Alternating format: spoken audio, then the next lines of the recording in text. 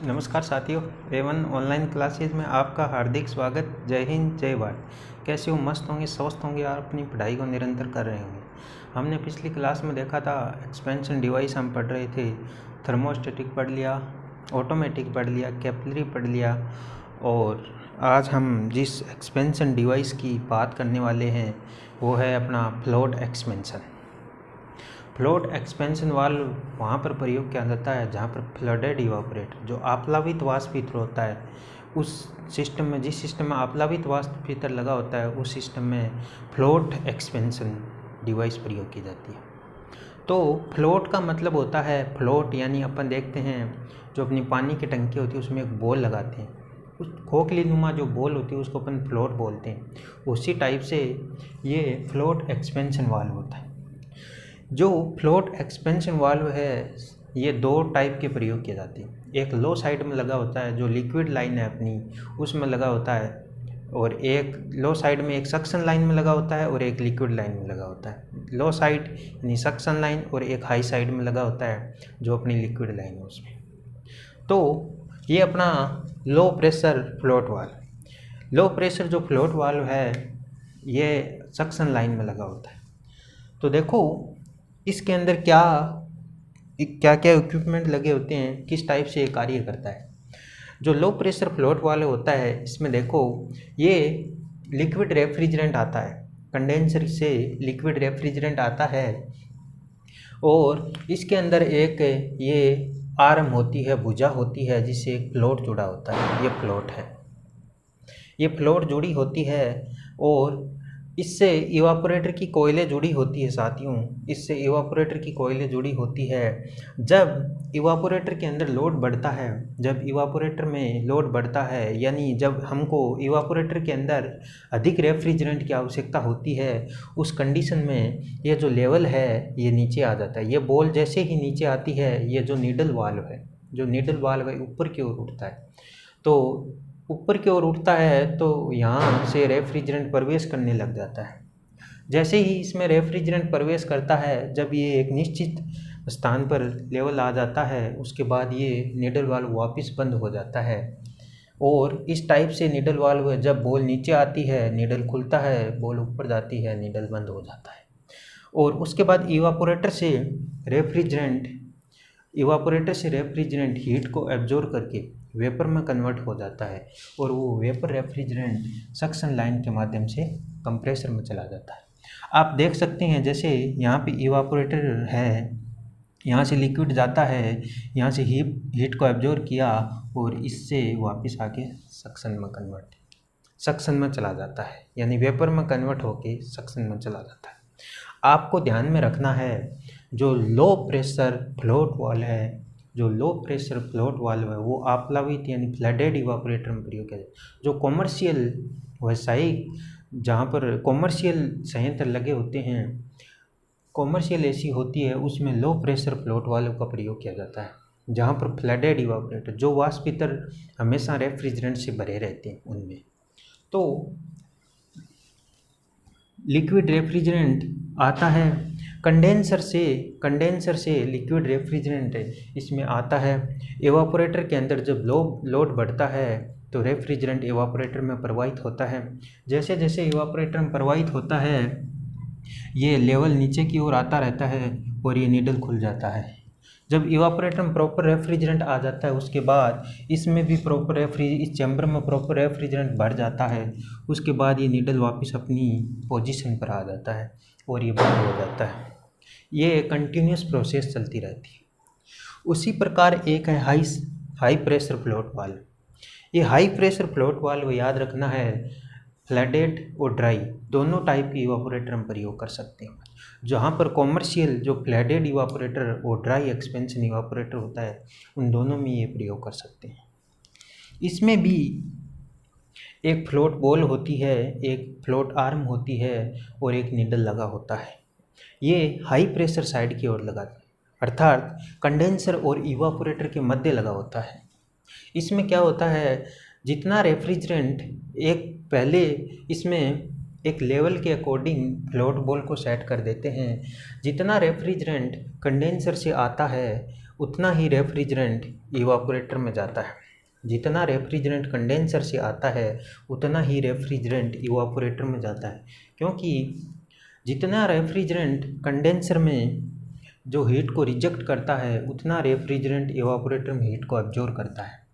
और यदि कोई कंडीशन आ जाए जैसे कि इवापोरेटर पर लोड बढ़ जाए, जब इवापोरेटर पर अधिक लोड बढ़ जाता है उस कंडीशन में इसमें रेफ्रिजरेंट अधिक आता है, इस चैम्बर में अधिक रेफ्रिजरेंट आता है। तो इसके अंदर देखो इक्विपमेंट में फ्लोट बॉल होती है, फ्लोट आर्म होती है, लिक्विड जो लेवल आपको दिख रहा है यहाँ तक है अभी, और ये आउट है जहाँ रेफ्रिजरेंट इवापोरेटर की ओर जाता है। ये नीडल है जो क्या करता है, जैसे इसमें कंडेंसर से आने वाला जैसे रेफ्रिजरेंट आता है ये ऊपर की ओर जाता है।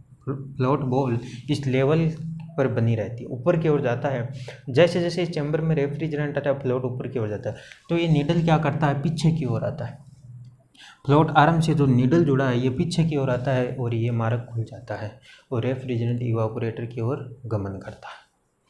तो आपको ध्यान में ये रखना है, फ्लोट जो वॉल है ये दो टाइप के होते हैं, एक लो प्रेशर साइड की ओर लगा होता है और एक हाई प्रेशर साइड की ओर लगा होता है। जो हाई प्रेशर फ्लोट वॉल है इसको अपन दोनों में काम में ले सकते हैं, ड्राई एक्सपेंशन और फ्लडेड इवापोरेटर, यानी जो शुष्क प्रसारित वाष्पित्र होता है उसमें और जो वाष्पित्र रेफ्रिजरेंट से भरा होता है उन दोनों में ये प्रयोग कर सकते हैं। और जो लो प्रेशर फ्लोट वॉल है इसमें भी एक नीडल होती है, नीडल वाल होता है, फ्लोट होती है। तो ये है अपना फ्लोट वॉल। अब जो नया संस्करण एक्सपेंशन वाल्व का आया है वो है इलेक्ट्रॉनिक एक्सपेंशन वाल्व। जिनको डिजाइन करने वाले हैं, डिजाइन करने और डैन फॉश। ये इलेक्ट्रॉनिक जो एक्सपेंशन वाल्व है साथियों, ये दो पार्टों में बंटा होता है। एक होता है इलेक्ट्रिकल भाग इसका और एक होता है मैकेनिकल भाग। मैकेनिकल भाग को हम लिक्विड लाइन में सेट कर देते हैं और इलेक्ट्रिकल भाग उस मैकेनिकल भाग के ऊपर लगा होता है, यानी वो एक मोटर होती है। जैसे ये है मैकेनिकल भाग, इस मैकेनिकल भाग में एक परमानेंट मैग्नेट लगी होती है और एक शाफ्ट होती है और एक नीडल होता है। शाफ्ट होती है और नीडल होता है, ऊपर लगाते हैं एक मोटर। ये मोटर क्या करती है, माइक्रो कंट्रोलर होता है इसको कंट्रोल करने के लिए। माइक्रो कंट्रोलर है, देखो अपन इसका जो इलेक्ट्रॉनिक एक्सपेंशन वाल्व है इसका डायग्राम बनाते हैं। तो उम्मीद करता हूँ आपको ये फ्लोट जो एक्सपेंशन डिवाइस है ये समझ में आई होगी। अब हम जिस एक्सपेंशन डिवाइस की बात कर रहे हैं साथियों, जो नया संस्करण आया है, जो अपन देखते हैं VRV, वेरिएबल रेफ्रिजरेंट फ्लो, या VRV बोल सकते हैं इसको, और जो अपना इन्वर्टर AC है उसमें प्रयोग किया जाता है। तो अगला जो एक्सपेंशन डिवाइस है वो है इलेक्ट्रॉनिक एक्सपेंशन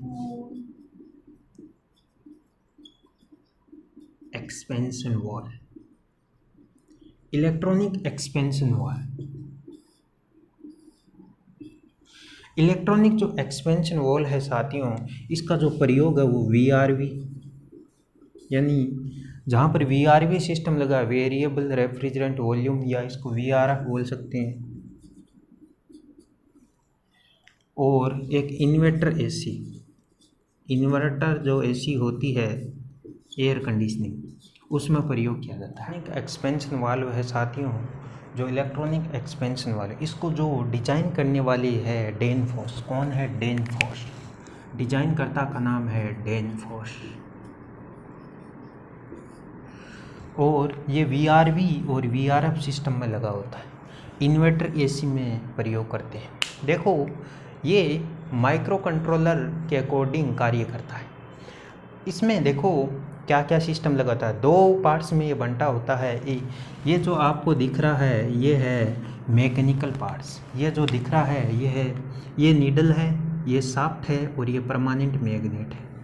इसके ऊपर ये सिस्टम की जो लिक्विड लाइन होती है उसमें अपन सेट कर देते हैं। इसके ऊपर एक इलेक्ट्रिक मोटर लगी होती है।